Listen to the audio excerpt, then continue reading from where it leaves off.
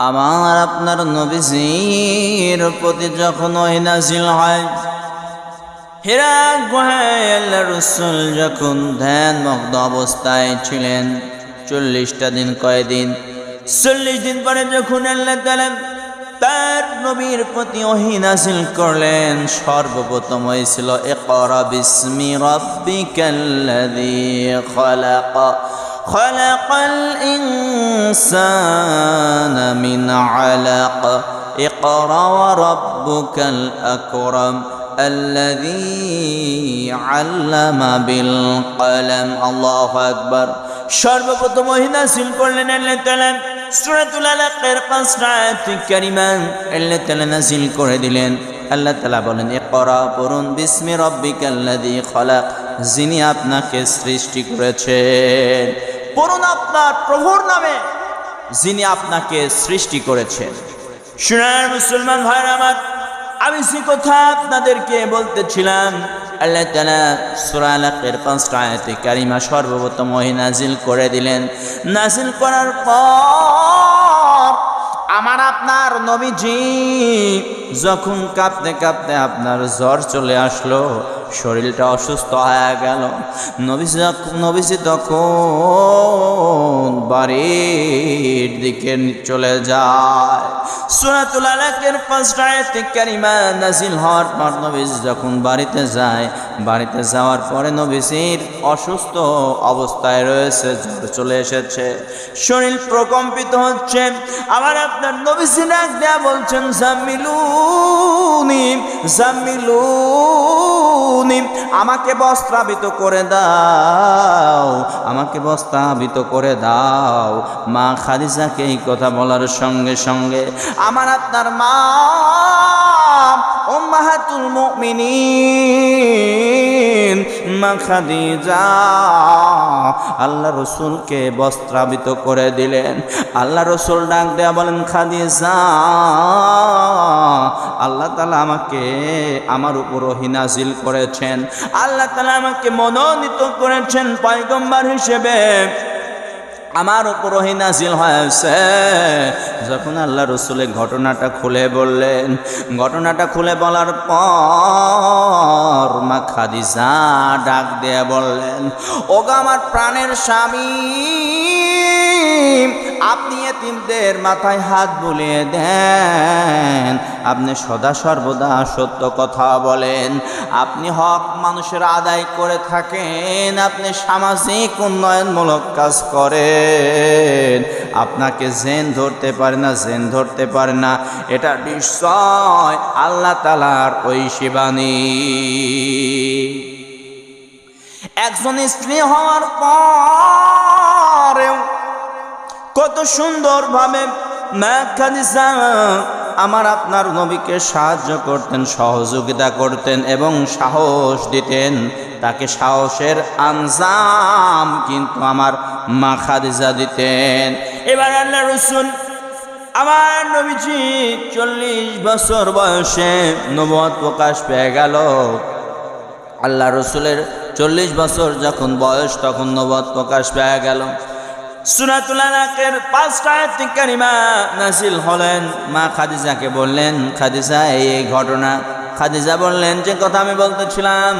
মা খাদিজা বললেন, ইয়া রাসূলুল্লাহ, আমার প্রাণের স্বামী, নিশ্চয় এটা আল্লাহ তাআলার ঐশী বাণী, আপনাকে তো জেন ধরতে পারেন, এটা আল্লাহর কোরআনে হবে, ঐশী বাণী হবে। এবার মা খাদিজা আমার আপনার রাসূলকে নিয়ে, তার চাচাতো ভাই রয়েছে আপনার, তিনি আপনার আসমানি কিতাবে পারদর্শী ছিলেন, জাবুর কিতাবের, ইনজিল কিতাবের আলেম ছিলেন। তার চাচাতো ভাইকে যখন বললেন, ও আমার ভাই, আমার স্বামী এটা দেখেছে, এই ওহী নাযিল হয়েছে। এবার তার চাচাতো ভাই বলে দিলেন, এ খাদিজা, এটা হচ্ছে আর কেউ নয়, আখিরি জামানার পয়গম্বর বিশ্বনবী, সুবহানাল্লাহ। এবার মা খাদিজা তখন চলে আসলেন, নবীকে সার্বিকভাবে সহযোগিতা করতেন, এবার আল্লাহ রাসূল সাল্লাল্লাহু আলাইহি ওয়াসাল্লামকে এবার তিনি সাহস যোগাতেন, তাকে সার্বিক দিক দিয়ে সহযোগিতা করতেন। বললেন, স্বামী, আপনি আল্লাহ তাআলার পয়গম্বর, আল্লাহ তাআলা আপনাকে মনোনীত করেছেন। শুনেন মুসলমান ভাইরা আমার, সূরাতুল আলাকের সর্বপ্রথম ওহী হচ্ছে সূরাতুল আলাকের 5টা আয়াত। এই 5টা আয়াতে কারিমার প্রথম আপনার শিক্ষা রয়েছে। 1 নম্বর আয়াতে কারিমা যখন 1 নম্বর আয়াতে কারিমা হচ্ছে ইকরা বিসমি রাব্বিকাল্লাযী খলাক খলাক, কারণ ইকরা তুমি পড়ুন, আপনি পড়ুন, ইকরা বিসমি রাব্বিকাল্লাযী খলাক, পড়ুন আপনার প্রভুর নামে যিনি আপনাকে সৃষ্টি করেছেন। খলাকাল ইনসানা মিন আলাক, সৃষ্টি করেছেন জমাট রক্ত থেকে। ইকরা ওয়া রাব্বুকাল আকরাম আল্লাযী আল্লামা বিল কলম, যিনি কলমের মাধ্যমে শিক্ষা দিয়েছেন। আল্লামাল ইনসানা মা লাম ইয়ালাম, তাকে যা শিখিয়েছেন তিনি তা জানতেন না। এমন শিক্ষা আল্লাহ তাআলা দিয়েছেন যে শিক্ষা আমরা জানতাম না। শুনেন মুসলমান ভাইরা, আল্লাহর গোলাম, ভালো করে খেয়াল করুন, লক্ষ্য করুন, সূরাতুল আলাকের 5টা আয়াতে কারিমা যখন আল্লাহ তাআলা নাযিল করে দিলেন, এভাবে আল্লাহ তাআলা ওহী 7টা পদ্ধতিতে 7টা মাধ্যমে আল্লাহ তাআলা নবীর উপর ওহী নাযিল করতেন। সরাসরি ওহী নাযিল করতেন। জিবরাইল আমিনের সূরত দিয়া আল্লাহ তাআলা ওহী নাযিল করেছেন। দাহিয়াতুল কলবির সূরত দিয়া আল্লাহ তাআলা ওহী নাযিল করেছেন। স্বপ্নের মাধ্যমে আল্লাহ তাআলা ওহী আল্লাহর নবীকে দিয়েছেন। শুধু তাই নয় রে মুসলমান, শুধু তাই নয়, ঘন্টা ধ্বনির ন্যায় আল্লাহ রসুলের ওপর ওহী নাযিল হতো। ঘন্টা ধ্বনির ন্যায় যে ওহী নাযিল হতো, এই 7টা পদ্ধতির মধ্যে ঘন্টা ধ্বনির ন্যায় যেটা নাযিল হতো, এটা আল্লাহ রসুলের জন্য অত্যন্ত কষ্টের ছিল। যখন ওহী নাযিল হতো, আল্লাহ রসুল সাল্লাল্লাহু আলাইহি ওয়াসাল্লামের শরীর থেকে ঘাম বের হয়ে যেত, তার কষ্ট হতো, ঘাম মোবারক বের হয়ে যেত। এই ঘন্টা ধ্বনির ওহী সব চাইতে আল্লাহ রসুলের ওপর কষ্ট যেত। কারণ হচ্ছে এই কোরআনুল কারীম, এই কোরআনুল কারীমের কিন্তু একটা ওজন রয়েছে। এই কোরআন যখন পাহাড়ের উপর নাযিল করতে চাইলো, পাহাড় বলল, না না না, আমি এই কোরআনের ওজন সহ্য করতে পারবো না। পাহাড়ের উপর কোরআন নাযিল হলো না। আমার আপনার নবীজি, বিশ্ব নবীজি, আমার আপনার নবী মুহাম্মদ মুস্তাফা সাল্লাল্লাহু আলাইহি ওয়াসাল্লামের উপরে আল্লাহ কোরআন নাযিল করে দিলেন। সুবহানাল্লাহ। শুধু তাই নয় রে মুসলমান, শুধু তাই নয়, শুধু তাই নয়, আল্লাহ ডাক দেয়া বলেন, হাবিব, আমার বিশ্ব যত দরদিয়া, তোমার নবুয়তের এরিয়াও তত দরদিয়া। হাবিব, আমার বিশ্ব যত দরদিয়া, তোমার নবুয়তের এরিয়াও তত দরদিয়া। আলহামদুলিল্লাহি রাব্বিল আলামিন।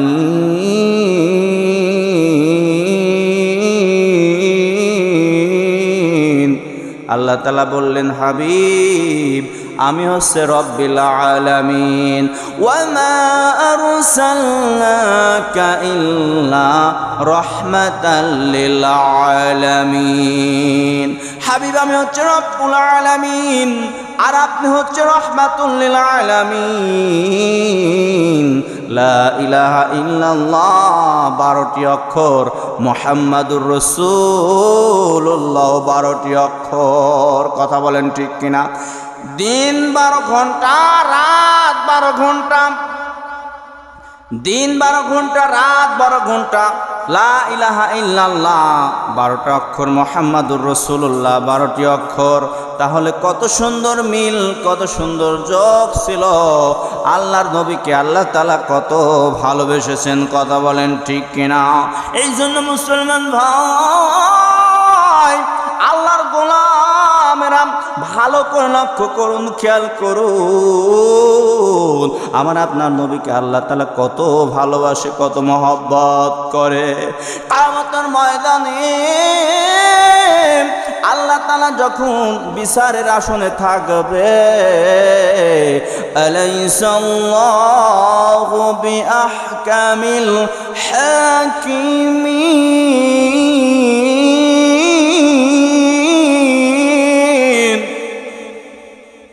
আল্লাহ তাআলা যখন বিচারের আসনে থাকবে, আমার নবীজি আপনার উকিল হয়ে উম্মতি মুহাম্মাদীদেরকে সুপারিশ করে জান্নাতে নিয়ে যাবেন। আমার নবীজির কিয়ামতের ময়দানে আল্লাহ তাআলা পাওয়ার দিবেন, আল্লাহ তাআলা সুপারিশ করার যখন অনুমতি দিবেন, আমার আপনার নবীজি তখন হাসরের ময়দানে আমার আপনার জন্য সুপারিশ করবে, কথা বলেন ঠিক কিনা?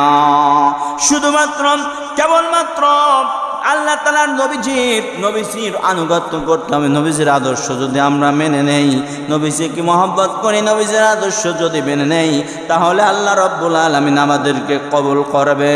কেননা হাসরের ময়দানে কেউ কাউকে সাহায্য করবে না, এমন ময়দান হাসরের ময়দান। একটা ঘটনা বললেই আপনাদের বুঝে আসবে। আল্লাহ রসুলকে দেখার পরে কিছু উম্মত আল্লাহ রসুলের দিকে দৌড় দিবে। দৌড় দেওয়ার পর আল্লাহ রসুল ওই উম্মতদেরকে দেখে দৌড় দিবেন।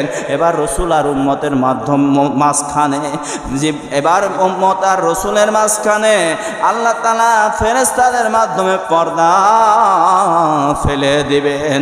পর্দা ফেলার পরে আমার আপনার নবীজি ডাক দিয়ে বলবেন, ওগো আল্লাহ, ইয়াউমাল কিয়ামতের কঠিন মুসিবতের মধ্যে আমার আর আমার উম্মতের মধ্যে কেন পর্দা ফেলায়া দিলা? কেন পর্দা ফেলায়া দিলা? আমার উম্মতগুলো জাহান্নামে বুঝে চলে যায়, আমি উম্মতকে সুপারিশ করে জান্নাতে নিতে চাই। আমার উম্মতকে আমি